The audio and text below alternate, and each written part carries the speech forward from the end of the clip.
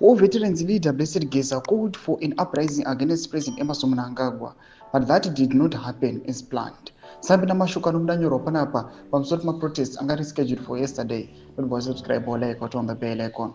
Timina munamu mdanyo kwa mchinzi. There were no street protests or demonstrations in Zimbabwe to remove Mnangagwa, but people chose mass action in the form of stay away. So, was this a failure or not?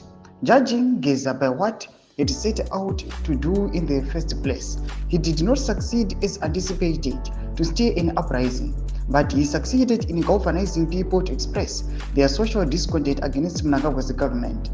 Geza did not get what he really wanted, but the people also ignored Mnangagwa and the government pleas for them to go to work and act business as usual.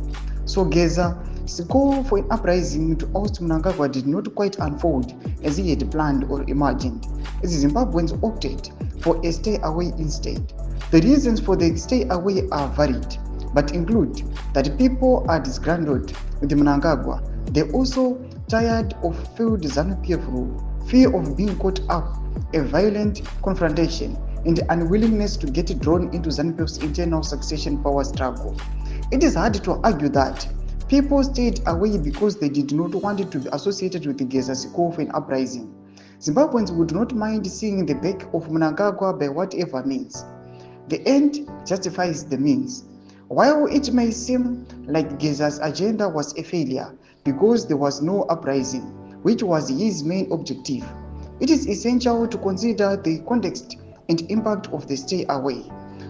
From a minimalist perspective, Geza failed to achieve his key mission, remove Mnangagwa through street uprising. However, a maximalist view would suggest the stay away in itself was a form of a major protest against Mnangagwa's government, demonstrating widespread dissatisfaction with the current state of affairs.